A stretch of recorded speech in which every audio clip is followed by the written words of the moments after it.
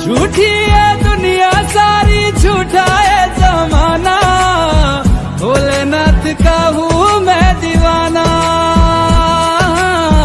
भोलेनाथ का हूँ मैं दीवाना। कैसी है लागी मुझको तेरी लगन, गाऊं और झूमूं होके तुझ में।